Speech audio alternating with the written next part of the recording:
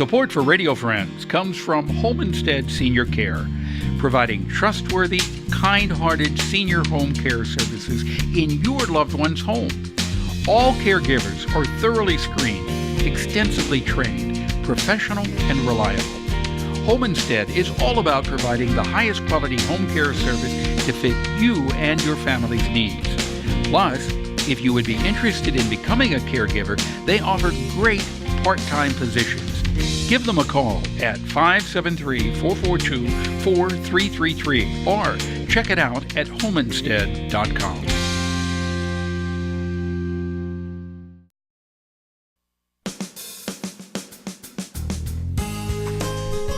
Good morning and welcome to Radio Friends on Thursday, November the 15th. We're going to talk about books and we're going to talk about plant protein today. Let's start first of all with LeANN Robley. Good to have you here, LeANN, from Central Missouri Academy of Nutrition and Dietetics. And you wanted to deal with plant protein instead of animal protein. Yep, right? That's correct. Plant protein, is it better for you? Not necessarily, but it just adds another food group to it. So it's not only a protein, it also adds a vegetable to the product as well. Yeah.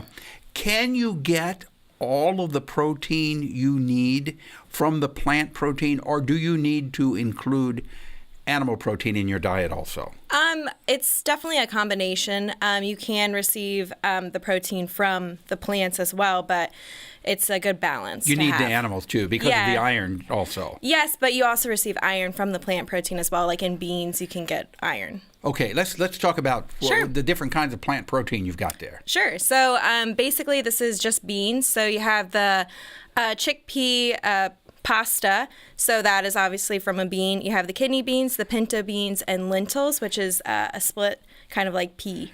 Chickpea pasta? Yes. I've never heard of that. Yes, it's a new product that's out. Banza is a new product line that's out for it. So it also has about 30 or 25 grams of protein, and it has a really good source of fiber in it as well. Is that better than the pasta made from the semola? Yes, it does add more fiber to it. You can definitely have a balance. The whole grains add fiber, but this adds more protein to it. So makes you full a little bit longer. So basically what you're saying, even though you want to eat as much vegetables and minerals, vegetables as possible, you do need the meat protein also. We need to have a balanced diet with everything. Yeah. You can definitely have a sustainable diet for a vegetarian or a vegan. One thing with a vegan diet would be the B12, which you get from animal sources primarily, but you can supplement that. But this is just a good way to add some more protein and fiber into your diet that sometimes meat doesn't add. And another thing about plant proteins is it doesn't have cholesterol as animals do. Right. When you're looking at what you have on the table there, what would be the best type of protein that you're getting? From the beans? Well, it's all pretty equivalent. So anything of that source, because you could also have soy as well, like a soy product would add about the same. So all of this is pretty equivalent in that, but these are just different ways that you could get it. So it just adds a variety to your diet. Okay. All right. And I'd never heard of chickpea pasta before. I'm going to have to give that a try. Yeah, absolutely. So if people want more information, they can go online to find out about this, right? Yes. And what is it? So it could be choosemyplate.gov, which is a good way to look at the different sources of protein that you can get in serving sizes, or you could go to thebanza.com and learn more about that product as well. Okay. LeANN Robley, thank you so much for coming by. Central Missouri Academy of Nutrition and Dietetics, we always appreciate the information. And again, if you want to go online, you can go to choosemyplate.gov, and you'll find all of the information that you need. Again, that's choosemyplate.gov. Okay? And LeANN just kind of rolled right out of here on a chair, and I'm looking over and I see Alex George. That's a neat way of making an entrance, rolling in on the chairs. Alex George, you're here to tell us about the Unbound Book Festival coming up. Indeed. And, of course, you just opened your Skylark Bookshop, couple of months ago? Yes, it was August the 25th. So we're just coming up for our 2-month anniversary. Well, best of luck to that. Thank you. All right. And I like that English accent also. Are you related to the Crawleys from Downton Abbey? No, unfortunately not. No. Would you be the upstairs group or the downstairs group? Well, it depends on the day, but usually upstairs. All right. All right. Tell me about the Unbound Book Festival. So we're coming up next April for our 4th event. The first 3 have been growing every year. We had 67 authors and poets who came this April. 67? 67. It was an awful lot, and we had around about 9,000 people who attended the event. That's amazing. Yeah, it's for the first time.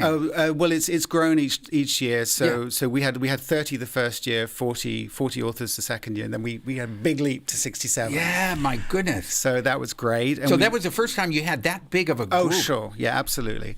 And we've just announced our keynote speaker for next April, and it's George Saunders, who, and this is his book, which is Lincoln in the Bardo, which just won the Booker Prize, which is the most prestigious literary award that there is. So we're very excited that he's coming. He's going to be wonderful. He's a very funny man. He's an incredibly smart man. He won one of those MacArthur Genius Awards. So he's coming, and also we're doing a whole new thing these days for children and students in the schools. The day before the festival, on the Friday, last year we took 8 authors and put them into 12 different schools, and between them they spoke to 3,500 students. And we're doing that again this year, and we have a sort of keynote for that, and it's Jacqueline Woodson, who is a beloved children's author who has won every imaginable award. She's won the National Book Award. She's won the Newbery Medal. She's won the Caldecott Medal. So she's fantastic, and so we're really looking forward to welcoming her as well. You're so passionate about this. I am. You are so passionate. It's obvious that you are. How many people do you have working with you on the Unbound Book Festival? So we have a wonderful board. There are 11 of them. But is then Kathy Salter? Kathy Salter is our leader. She's the president. And, she's nonstop. Her and Kit are nonstop with what they do. It is true. They never stop moving. So Kathy's involved. And then on the day of the festival itself, I think last year we had around about 170 volunteers who give their time to do that. Yeah. So we're wonderfully grateful for that. Well, it sounds wonderful, and obviously we will have you and Kathy, or both of you, back again before the festival in April. But what's the date? So it's April the 19th and 20th. 19th and 20th in 2019. You know, that seems... This is November. It seems like it's far off, but it'll be here before you know it. I know. I'm going to turn around and it's going to be on us. Yeah. Anything else? You got about 30 seconds. Anything else that you want to add? Well, simply, so it's November, and of course in December we have Como Gives. We're a non-profit, and we don't. The festival is completely free, so we do rely on grants and donations to actually put this festival on. So we're hoping that Como Gives is going to be okay. So if you give to Como Gives, you want to scroll down and look for the Unbound Book Festival. That's what you're saying. That's right? what I'm saying. And make your donation to the Unbound Book Festival. But you know, there's so many wonderful organizations on Como Gives. For sure. Alex, George, thank you so much for coming by from Skylark Bookshop and Unbound Book Festival. Thanks. Tomorrow, Walter Bargan will be here. We'll see you then.